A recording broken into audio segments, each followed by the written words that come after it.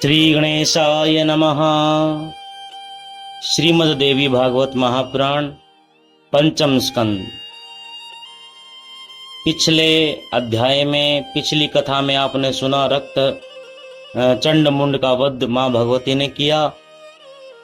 अब शुंभ के पास कोई चारा नहीं है, रक्त बीज को युद्ध में जाने की आज्ञा दे देता है। आइए श्रवण करते हैं इस अध्याय को। जैसे ही शुंभ ने रक्त बीज को सम्रांगण में जाने की आज्ञा प्रदान की, रक्त बीज बोला, आपको कोई चिंता करने की आवश्यकता नहीं है, मैं उसको मार करके आपके कदमों में डाल दूंगा। एक औरत को मारना कौन सी बड़ी बात है। व्यास जी कहते हैं, कुरुश्रेष्ठ, इस प्रकार कहकर राक्षस प्रवर रक्त बीज रथ पर बैठ करके सम्रांगण के लिए चल पड़ा। रक्त बीज सम्रांगण में भगवती जगदम्बा के सामने पहुंच गया। उसने देवी पर अपने तीक्ष्ण बाणों की वर्षा करनी प्रारंभ कर दी। अब कालिका हाथ में त्रिशूल, गदा और शक्ति लेकर दानवों का विनाश करती हुई युद्ध भूमि में विचरण कर रही थी। माहेश्वरी वृषभ पर बैठी हुई थी। माहेश्वरी ने अपने त्रिशूल से दानवों को मारना प्रारंभ कर दिया।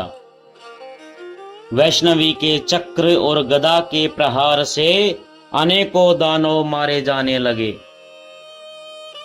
इंद्री के वज्र की चोट से बहुत से दानव धराशायी हो गए। वाराही का सर्वांग क्रोध से तमतमा रहा था। उन्होंने अपने थूथन और दाढ़ों से हजारों राक्षसों को मार डाला। नरसिंह अपने तीक्ष्ण नखों से विकराल दैत्यों को फाड़ने के साथ ही उन्हें निगलने लगी थी। शिवदूती के अट्टहास से दैत्य धरती पर गिर पड़ते थे। अब चामुंडा और काली उन्हें बड़ी उतावली के साथ खाने में जुट जाती थी। रक्तबीज ने सुना कि दानवों में भयंकर चीत्कार मचा हुआ है और देवता जय जयकार की उद्घोषणा कर रहे हैं। रक्तबीज महान बलशाली और तेजस्वी दैत्य था। क्रोध के मारे उनकी आंखें लाल हो रही थी। वह देवी के सामने आ पहुंचा। व्यास जी ने बताया है कि राजन, उस दानव के शरीर से रक्त की एक बूंद भी अगर पृथ्वी पर गिरती थी तो उस बूंद से तुरंत एक और रक्त बीज उत्पन्न हो जाता था। भगवान शंकर ने उसे यह बड़ा अद्भुत वर प्रदान किया था। तुम्हारे रक्त से अनेक महान पराक्रमी दानव उत्पन्न हो जाएंगे। वैष्णवी देवी ने दैत्यराज रक्त बीज को चक्कर से चोट पहुंचाई। चक्कर से उसके शरीर में रक्त की धारा बहने चली। उस समय जहां पर रक्त की बूंदें गिरती थी, उसी असंख्य रक्त बीज पैदा होने लग जाते। अब रक्त बीज ने कुपित होकर के अपने पैने बाणों से देवियों को मारना आरंभ कर दिया। यह देखकर देवता भयभीत हो उठे।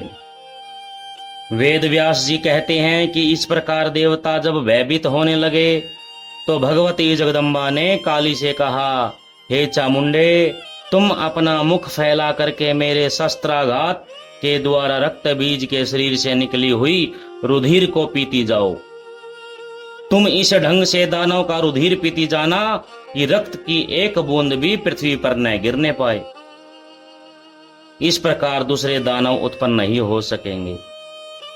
व्यास जी कहते हैं, जगदम्बा ने तलवार और मूसल से रक्त बीज को मारना प्रारंभ कर दिया और चंडिका उसके शरीर से कटे हुए अंगों के रक्त को पीने लगी।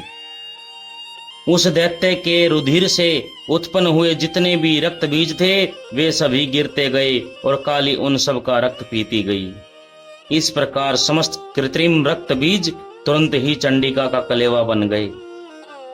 जो असली रक्त बीज था वह भी भयानक चोट खा करके पृथ्वी पर गिर पड़ा।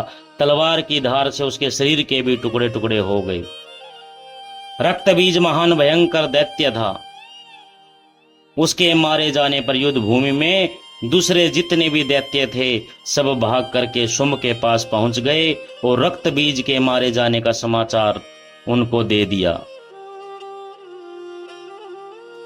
निशुंभ बोला, मैं अभी जाता हूं, वह दुष्ट काली मेरे ही हाथों मारी जाएगी। उस अंबिका को लेकर के मैं अपने महल में आ जाऊंगा। इस प्रकार छोटा भाई निशुंभ अपने बड़े भाई को बतलाकर कवच पहनकर एक बड़े रथ पर जा बैठा और साथ में उसने एक विशाल सेना ले ली और युद्ध के लिए तैयार हो गया।